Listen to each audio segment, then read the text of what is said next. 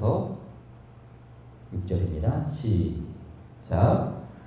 너를 위하여 새긴 우상을 만들지 말고 또 위로 하늘에 있는 것이나 아래로 땅에 있는 것이나 땅 아래 물속에 있는 것에 어떤 형상도 만들지 말며 그것들에게 절하지 말며 그것들을 섬기지 말라.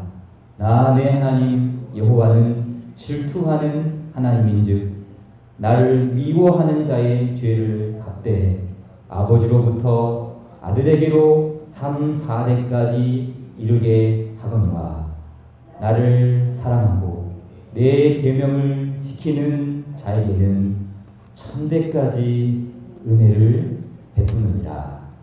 아멘. 하나님께서는 언약을 맺은 이스라엘에게 말씀을 주셨습니다. 그 말씀이 출애굽기 20장 1절이죠. 하나님이 이 모든 말씀으로 말씀하여 이르시되, 하나님께서 언약을 맺은 이스라엘에게 주신 말씀, 우리는 이 말씀을 10가지 계명, 10계명으로 부릅니다. 이 10계명 중에서 가장 중요한 말씀은 무엇이었습니까? 바로 가장 앞에 나오는 이 부분이죠.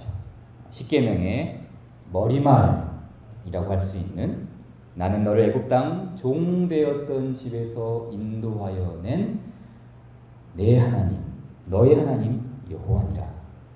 이 말씀이 중요했고요. 또한 첫째 계명, 그리고 둘째 계명입니다.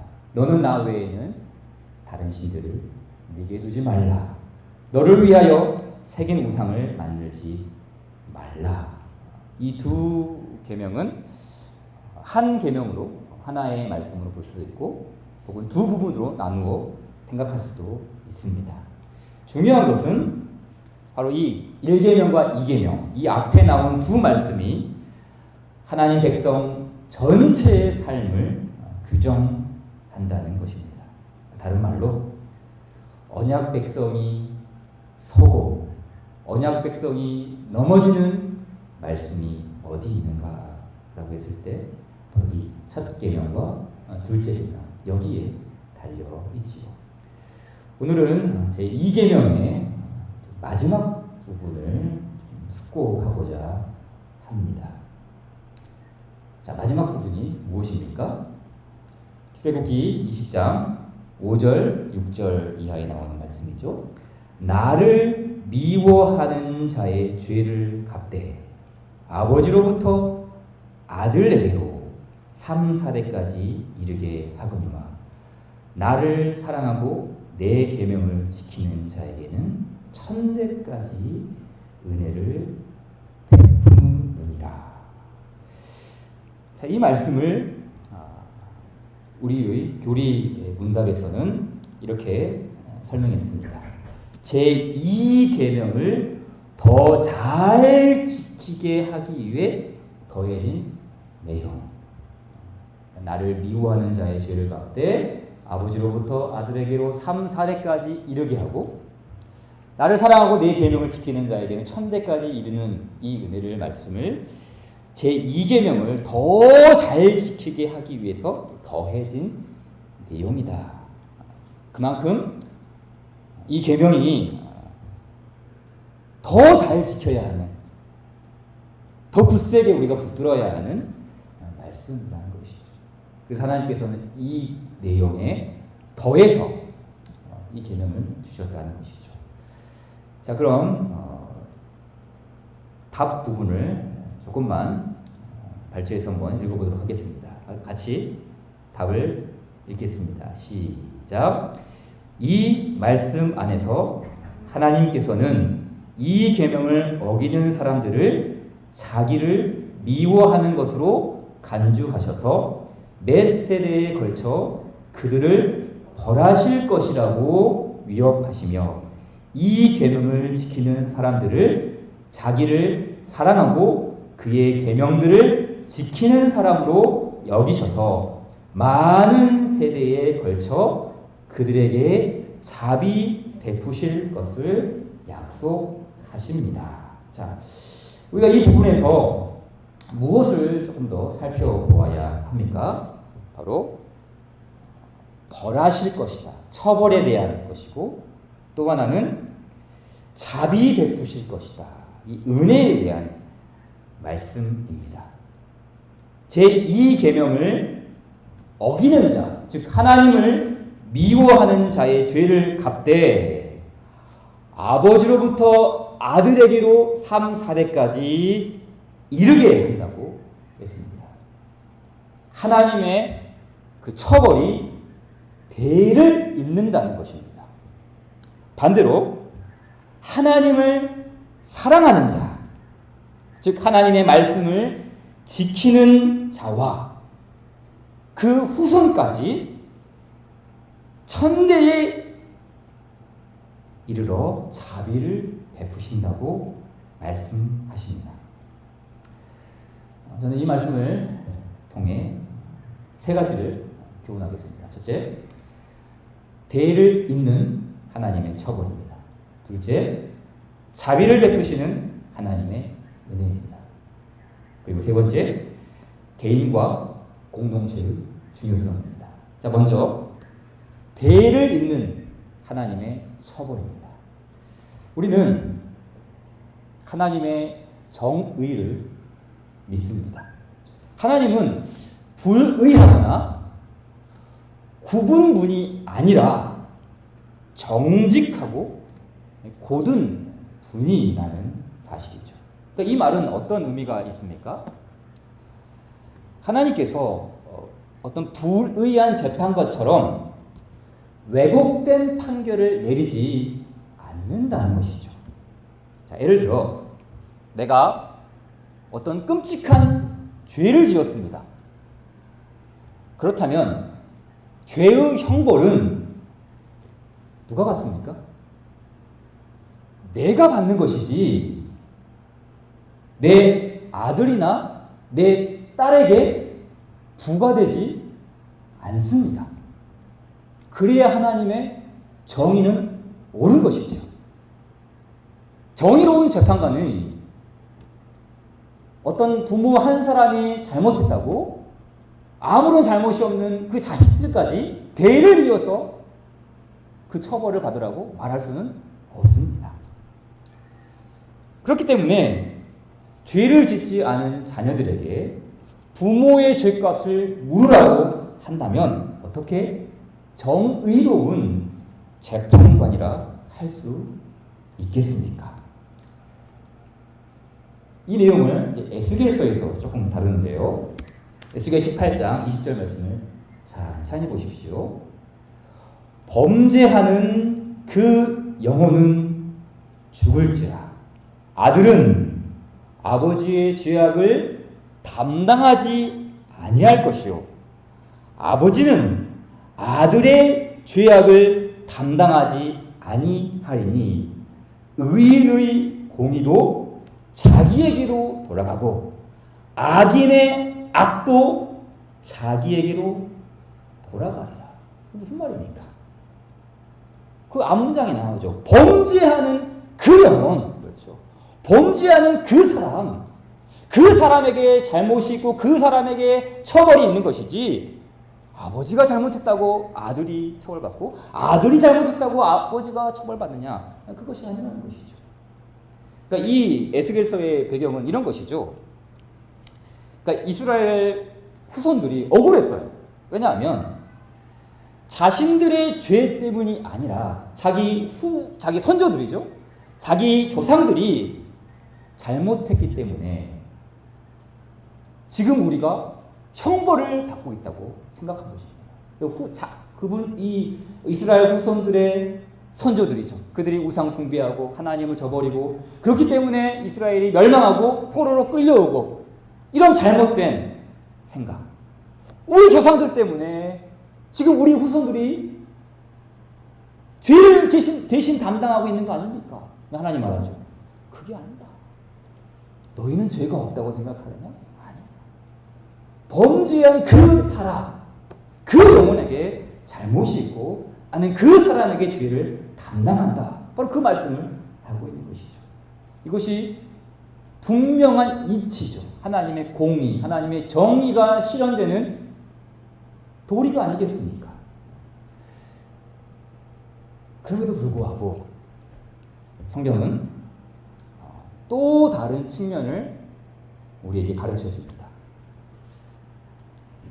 이스라엘 안에서는 한 사람의 범죄 때문에 공동체 전체가 형벌을 받는 경우가 많이 있습니다. 자, 민수기 16장 27절의 말씀을 보십시오. 무리가 고라와 다단과 아비람의 장막 사방을 떠나고 다단과 아비람은 그들의 처자와 유아들과 함께 나와서 자기 장막 문에 선지라. 우리가 잘 알고 있는 말씀이 아닙니까? 고라, 다단, 아비람, 모세를 대적했습니다. 하나님을 불평했죠. 이 일로 하나님은 이 무리들을 처벌합니다. 이스라엘 백성들을 선동했던, 반역을 주도했던 이 고라, 다단, 아비람을 처벌하시죠. 그런데 그 사람들만 처벌하는 것이 아닙니다. 이 세 사람, 고라, 다단, 아비람. 처벌의 자리에 누가 있습니까? 처자와 유아들입니다. 이 사람들은 모세를 직접적으로 대적하지 않았습니다. 하지만 이 처자와 유아들은 범죄한 자들과 함께 고라, 다단, 아비람과 함께 운명을 같이 합니다. 이것만이 아니죠. 우리가 잘 아는 것처럼 여호수아서에 나오는 아간을 떠올려 보십시오. 아간의 범죄 역시 너무 유명하지 않습니까? 이 아간 한 사람의 잘못 때문에 이스라엘 백성 전체가 패배하죠. 그리고 아간에게 속한 모든 권속이 심판을 받습니다. 아간 한 사람이 아니에요.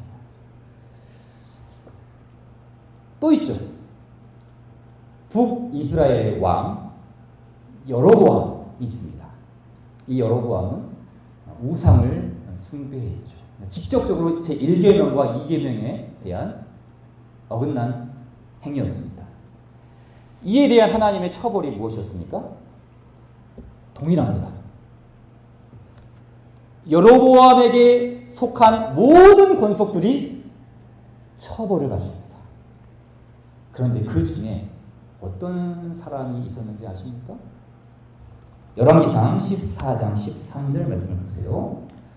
온 이스라엘이 그를 위하여 슬퍼하며 장사하려니와 여로보암에게 속한 자는 오직 이 아이만 묘실에 들어가리니 이는 여로보암의 집 가운데서 그가 이스라엘의 하나님 여호와를 향하여 선한 뜻을 품었음이니라. 보세요. 여로보암이 1계명과 2계명을 어겼습니다. 우상을 숭배했습니다. 그래서 선지자를 통하여 하나님께서 말씀하시죠.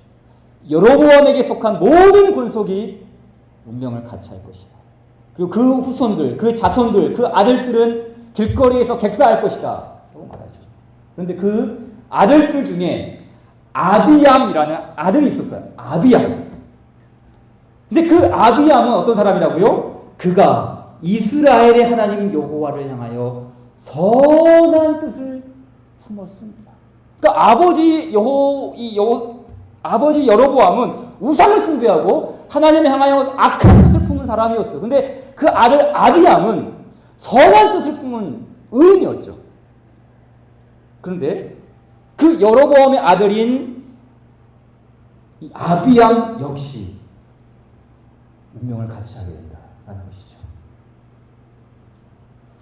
그래서 온 이스라엘이 그를 위하여 슬퍼하며 장사하려니와 여로보암에게 속한 자는 오직 이 아이 아비암, 이 아비암만 그 왕궁 묘실에 들어갈 것이다. 다른 아들들은 다 객사하고 이 아이만 묘실에 들어간다. 물론 묘실에 들어간다고 해서 그게 형벌을 피한 것은 아니잖아요. 여로보암과 함께 운명을 같이 하는 죽음을 맛보게 됩니다. 여로보암에게 미치는 그 형벌, 아버지에게 미치는 그 형벌이 그 자식들에게도, 그 권속들에게도 이어진 것입니다. 심지어 하나님에 향하여 선한 슬픔은 의인에게도 동일한 처벌이 내려진 것이죠. 그러면 이러한 구약 성경의 가르침은 무엇을 우리에게 보여줍니까? 언약 백성들은 지금 하나로 묶여 있다는 거예요. 그 가족 권속들은 각 개인이지만 그 각 개인이 사실은 하나로 연합되어 있다라는 사실을 드러내 보이고 있는 것이죠. 말 그대로 언약 공동체입니다. 공동체. 그렇기 때문에 공동체에는 항상 뭐가 있습니까? 그 연대 책임이라는 게 있죠. 연대 책임. 나 한 사람의 잘못이 다른 사람에게도 영향을 미치는 연대 책임이라는 것이 있습니다. 부모의 죄로 인해 자녀들이 죄값을 치르는 것입니다. 물론 모든 악이 연대 책임을 지는 것은 아닙니다. 사실 이 연대 책임은 아주 특별한 경우에만 이루어지죠. 바로 이 제1계명과 2계명.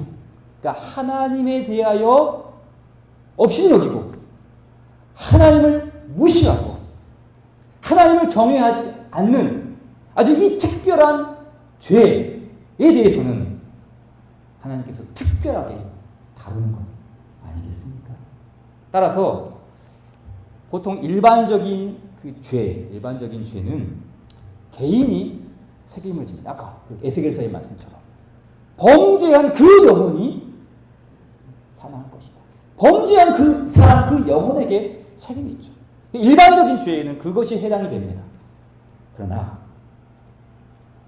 여호와 하나님을 저버리는 이 특별한 죄악은 자손에게, 공동체에게, 아버지로부터 아들에게로 3, 4대까지 이릅니다. 그 중에는 아비암과 같은 선한 사람도 있었습니다. 무슨 말입니까? 그만큼 하나님을 사랑하지 않는 죄악이 얼마나 막중한 것인지를 역으로 드러내 보이고 있는 것이죠. 하나님을 경외하지 않는 언약 백성, 하나님을 존중하지 않는 그 언약 공동체, 이 일은 절대 일어날 수 없어야 한다는 것을 뜻하는 것이 아니겠습니까? 그러니 아비암과 같은 이 여호와를 향하여 선한 뜻을 품은 이 사람조차도 그 아버지의 죄악 때문에 함께 운명을 같이 하게 됩니다. 그렇다고 이 사람이 지옥 같다는 말은 아니죠. 아버지의 죄악을 대신 짊어지고 하나님의 처벌을 받을 수밖에 없는 이 사람에게는 우리 주님 나라에서의 위로가 있지 않겠습니까? 그만큼 이 하나님을 저버리는, 여호와 하나님을 신뢰하지 않는, 사랑하지 않는 이 언약 백성의 주를 향한 신앙이 얼마나 중요한 건지를 이 연대 책임이라는 이 방식을 통해서 분명하게 드러내 보이고 있는 것이죠. 그런가 하면 이제 두 번째로 자비를 베푸시는 하나님의 은혜이죠. 이 원리도 동일합니다. 하나님의 그 연대 책임이, 하나님의 심판이 연대 책임으로 이어졌듯이 하나님의 자비는 나 자신만이 아니라 우리의 후손들에게도 흘러갑니다. 동일한 원리죠. 그러나 우리가 이 부분에서 반드시 기억해야 할 말씀이 무엇입니까? 은혜는 부모가 주는 것이 아닙니다. 자비는 조상이 베풀지 않습니다. 내가 하나님의 덕을 이만큼 쌓아서 그 쌓은 마일리지를 내 후손에게 전해주는 것이 아니라는 것이죠. 은혜와 자비는 부모, 조상에게 있는 것이 아니라 오로지 여호와 하나님께 있습니다. 보십시오. 나를 사랑하고 내 계명을 지키는 자에게는 천대까지 은혜를 베푸느니라. 부모가 주는 게 아니에요. 조상이 주는 게 아니에요. 나를 사랑하고 내 계명을 지키는 자에게 내가, 그러니까 하나님께서 은혜를 베푸셔 주신다는 것이죠. 그러니까 이것은 형벌도 마찬가지였지 않았습니까? 부모가 형벌을 주는 것이 아니라, 조상이 심판을 내리는 것이 아니라 하나님이 처벌하셨습니다. 처벌의 주도권은 하나님께 있어요. 마찬가지로 언약 공동체에게 주시는 은혜 역시 그 주도권은 하나님께 있습니다. 하나님이 모든 것을 베푸시는 것이죠.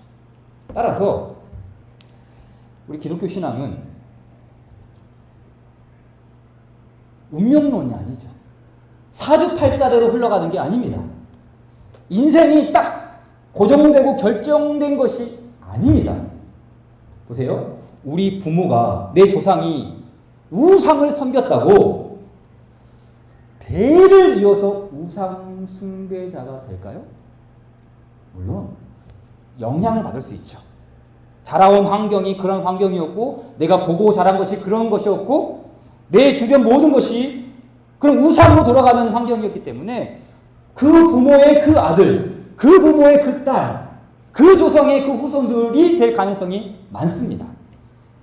그러나 운명이 그렇게 결정되지 않습니다. 고정된 것이 아니에요. 내 부모가, 내 조상이 그런 일을 했다고 해서, 그래서 그것이 저주가 되어서 나도, 그 후손들도 영원토록 우상 숭배자의 후손으로 남을까요? 결코 그런 운명이 아닙니다. 여호수아서 24장 말씀 보십시오.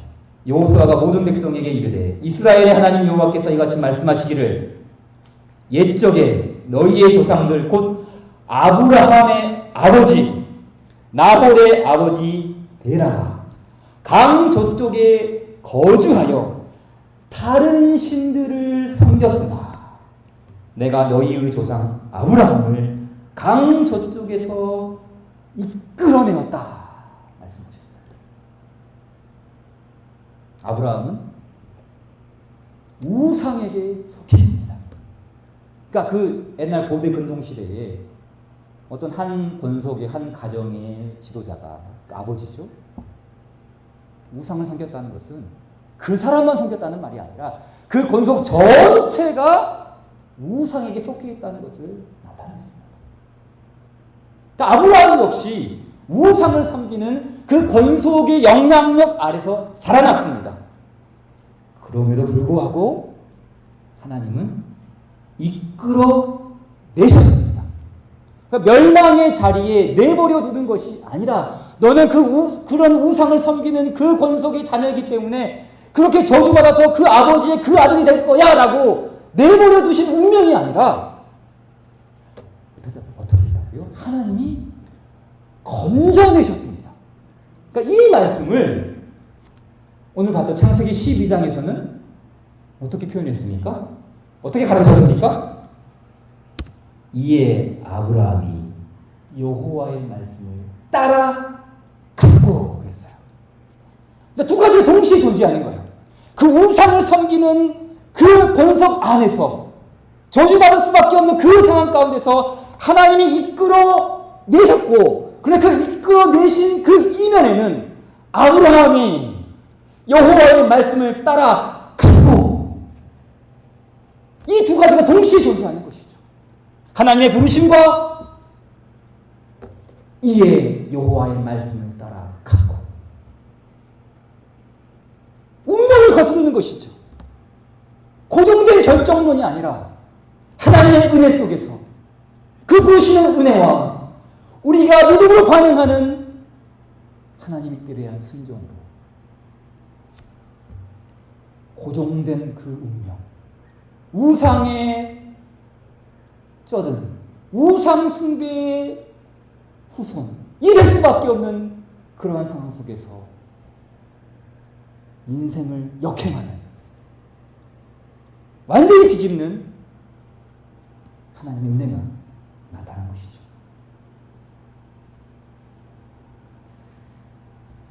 그렇기 때문에 나를 사랑하고 내 계명을 지키는 자에게는 천대까지 은혜를 베푸니라. 이 말씀 역시 마찬가지입니다. 내가 하나님을 잘 섬긴다고 자동적으로 내 자녀들이, 내 후손들이 하나님을 섬기는 것은 아닙니다. 우리 집안이, 우리 가문이 4대째 예수 믿는 가문이라고 모든 후손들이 예수 믿는 것은 아니지 않습니까? 불경건한 부모 밑에서 경건한 후손이 나올 수 있듯이, 경건한 부모 밑에 불경건한 자손도 나올 수 있어요. 결정된 것이 아니라는 거예요. 자동적으로 되는 게 아니라는 것이죠. 그럼에도 불구하고 우리는 이 말씀을 기억해야 합니다. 천대까지 은혜를 베푸는다. 분명 자동적으로 되지는 않아요. 내가 잘 믿는다고 해서 우리 후손도 자동적으로 잘 믿는다. 우리 가문이 예수 믿는 가문이라고 해서 자동적으로 예수 믿는 가문이 된다. 이렇게 되지는 않지만, 그럼에도 불구하고 천대까지 은혜를 베푼다 라는 말씀을 유념해야 합니다.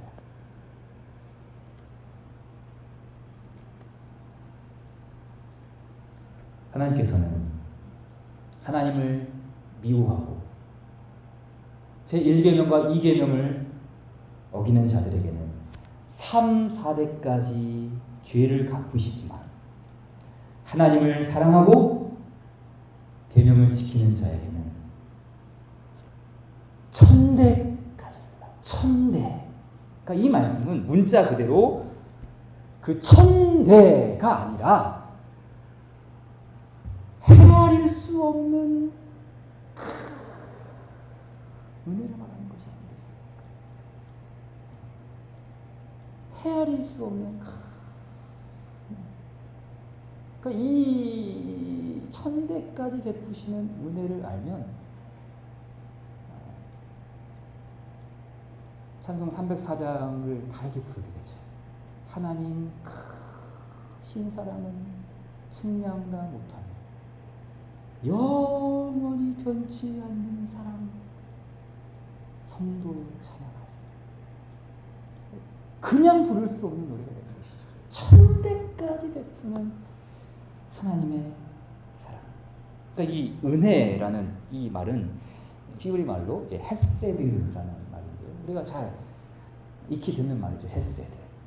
헤세드 그러면 하나님의 인자하심, 그죠? 인자하심. 하나님의 신실하심을 강조할 때 쓰는 표현이 이 헤세드예요. 이 헤세드라는 말이 출애굽기에서 또 이렇게 사용됐습니다. 여호와께서 그의 앞으로 지나가시며 선포하시되 여호와라 여호와라 자비롭고 은혜롭고 노하기를 더디하고 인자와 진실이 많은 하나님이라.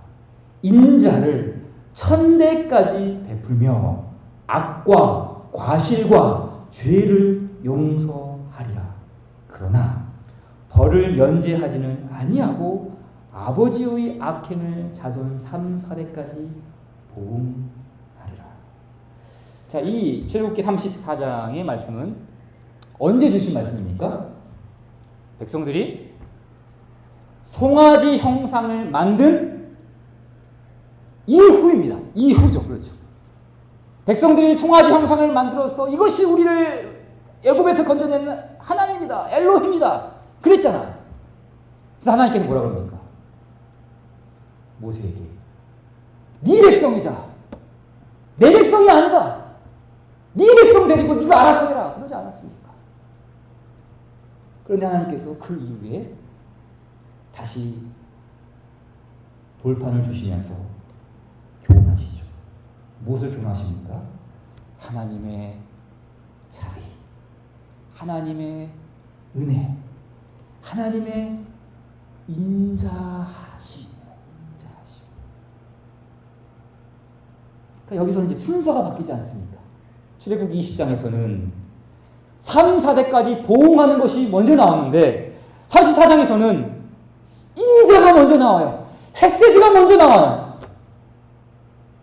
그렇게 우상을 숭배하고 내 백성이 아니라 네 백성 해라 그러셨는데 그 모세의 중재로 인하여 하나님께서 1000대까지 은혜를 베풀겠다라고 다시 말씀하시죠.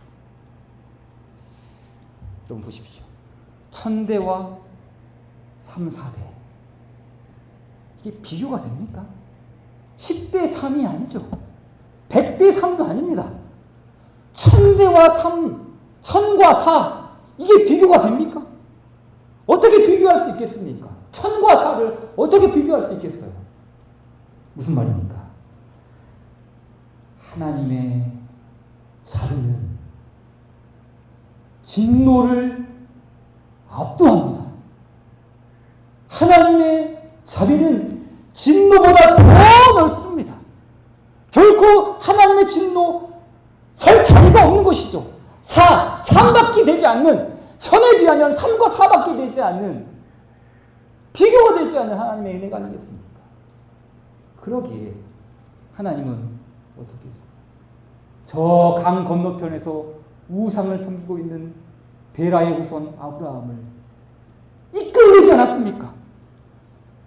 이것이 우리를 애굽에서 건져낸 엘로힘 하나님이다. 이런 범죄한 자들을 용서하시지 않았습니까? 하나님의 자녀들을 인내하시고 부르시고 다시 기회를 주신 하나님의 인자하심, 이 1000대까지 베푸는 하나님의 자비하신 것입니다. 마지막 세 번째 결론입니다. 우리 자신과 공동체의 중요성입니다. 자, 앞에서 언급했듯이 언약 공동체는 연대 책임을 물었습니다. 연대 책임이 있었어요. 하나님을 저버리는 아주 심각한 범법 행위를 저질렀을 때 모든 권속이 형벌을 짊어졌습니다. 여러분 잘 보세요. 이러한 죄를 범한 핵심 인물은 어떤 사람들이었습니까? 평범한 사람들이 아니었어요. 어린아이, 여성이 아니었어요. 어떤 사람들입니까? 공동체의 지도자, 한 가문의 리더, 한 국가의 왕,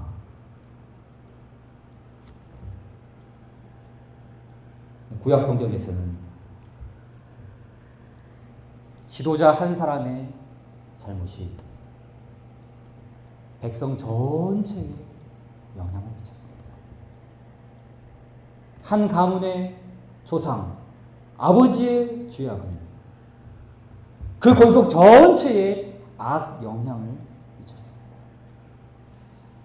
이것이 옛 언약, 구약 성경에서 드러내 보여주는 가르침이죠. 그런데 새 언약은 달라집니다. 새 언약은 악 영향이 아니라 지도자 때문에 공동체 전체가 악 영향을 받는 것이 아니라 새 언약에서는 선한 영향을 받게 됩니다. 새 언약의 성취자이신 그리스도께서 천대까지 베푸는 그 은혜를 실현하셨기 때문이죠.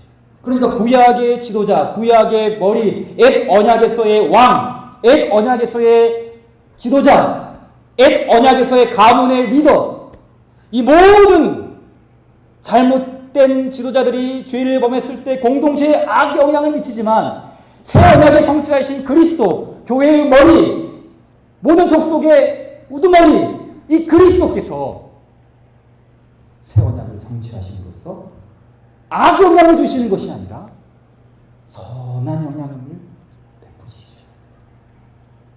그렇기 때문에 다시 한번 이 출애굽기 20장 6절 말씀 보십시오. 나를 사랑하고 내 계명을 지키는 자에게는 천대까지 은혜를 베풉니다. 이 말씀을 꿰뚫어서 그리스도를 묵상해 보십시오. 나를 사랑하고 내 계명을 지키는 자에게는 천대까지 은혜를 베풉니다. 예수님께서 이 말씀을 온전히 이룩하셨습니다. 이에 예수께서 말씀하시되 사탄아 물러가라. 기록되었으되 주 너의 하나님께 경배하고 다만 그를 섬기라 하느니라. 예수님께서 나를 사랑하고 내 계명을 지키는 자에게는 천대까지 은혜를 베푸느니라. 이 하나님께서 주신 모든 계명의 그 핵심을, 그 어느 누구도 온전히 이룩할 수 없었던 이 말씀을 그리스도께서 온전히 성취하신 것이죠. 그렇기 때문에 천대까지 베푸는 한량없는 은혜는 예수님을 통해서만 옵니다. 예수님 안에서만 그 은혜를 누릴 수 있는 것이죠. 예수님이 교회의 머리요, 예수님이 가정의 주인이요, 예수님이 하나님 나라의 통치자요, 예수님이 온 세상의 주님이시기에 모든 개인과 공동체는 예수님 안에서만 이 하나님의 영원한 자비를 누릴 수 있습니다. 예수님께 가야 되죠. 내가 가야 되고, 우리 가정이 가야 되고, 우리 교회가 가야 되고, 이 한국교회가 가야 하는 천대까지 베푸는 은혜. 우리의 힘으로 할 수 없는 이 모든 것들을 그리스도께서 이루어 주셨습니다. 우리 함께 찬송합시다. 531장입니다.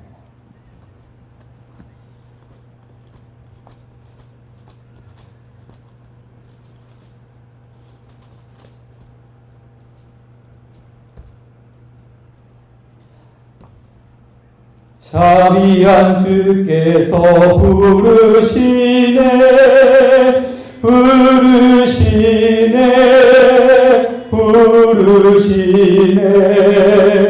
사랑의 빛을 왜 안 받고 점점 더 멀리 가나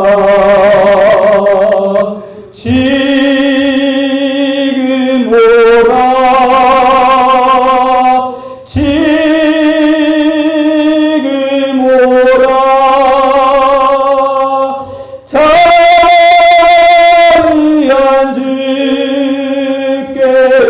지금 곧 나오라 고달파지 진자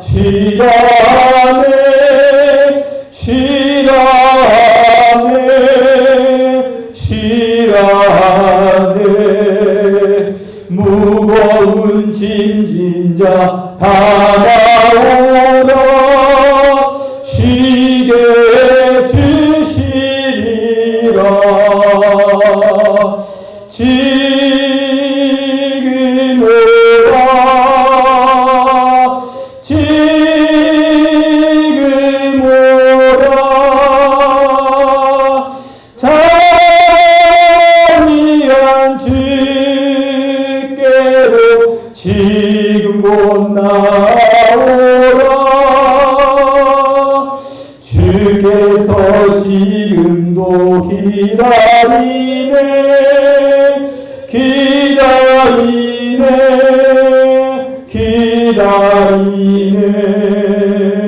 죄짐을 가지고 다가오라 어서 주 앞에 오라 지금 오라 지금 오라 자비한 주께로 지금 곧 나오라 주님의 소리를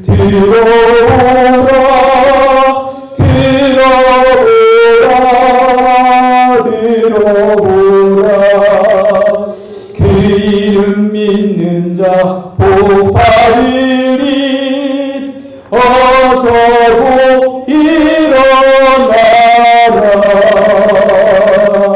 지금 오라 지금 오라 자비한 주께로 지금 곧 나오라